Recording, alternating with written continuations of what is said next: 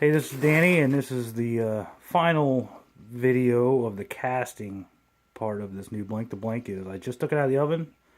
It's down to a nice 72 degrees, and it didn't turn out too bad.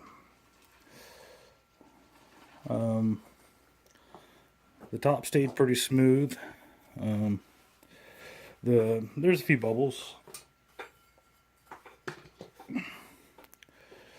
You can see that there's one there, and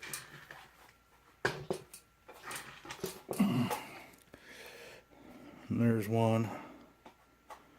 There's another little one over here that's cloudy. A couple little cloudy areas. I don't think it's devitrification. I think it's actually tiny air bubbles there.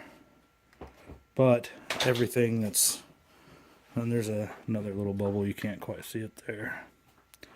But everything is at least 3/4 of an inch down into the blank, so plenty of room for grinding. It won't hurt anything at all. The other side is pretty rough. There's some wrinkles here where it rested onto that bed of sand.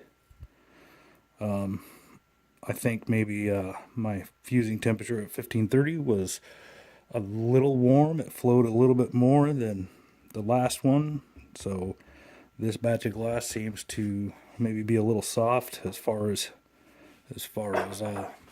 casting it. So I could probably get away with just about 1500 degrees or 1480 next time. And because of that, there's an area right here. There's a lip. And that's where the glass kind of flowed down around the edge of the sand a little bit. But the thickness overall stayed pretty good. You can see the line where it got fused, but if you put your finger across it, you can't even feel it. And you can't see anywhere in the blank at any angle that there's two sheets there, because it's all flowed into one sheet now. And that's the only thing left over, is that little line remnant. Right here is where that seam was in the ceramic fiber felt that I showed in the other video, and I put a piece of ceramic paper behind it so it wouldn't stick, and this is why I did that. It came right out of the mold and didn't stick to that, but it did get through the felt. And glass has molten glass or pliable glass has a lot of outward pressure, so the seam wasn't that big to start with, but it got in the seam and then widened it out, trying to get to the stainless steel mold, which is where I put the paper back there, so it couldn't do that. So it looks kind of rough right now, but it's really a good blank.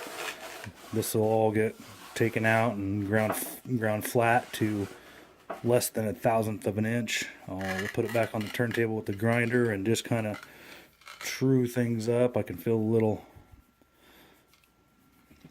something there where it had flowed up against the fiber felt. So that's why I did that. I said in the previous videos it's probably a couple millimeters bigger, and that's okay because I'll just grind it down.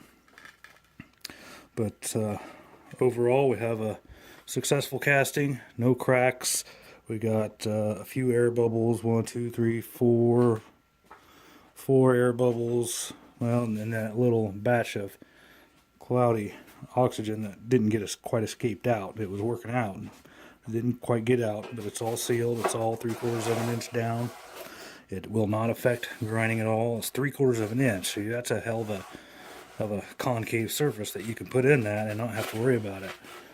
This little spot right here is the center point, where I said in the other video in the first video, I had actually drilled that just a hair to put my circle making jig on it to mark out the circles in the sheet of glass, and that's still there. So the top surface didn't flow too much, but the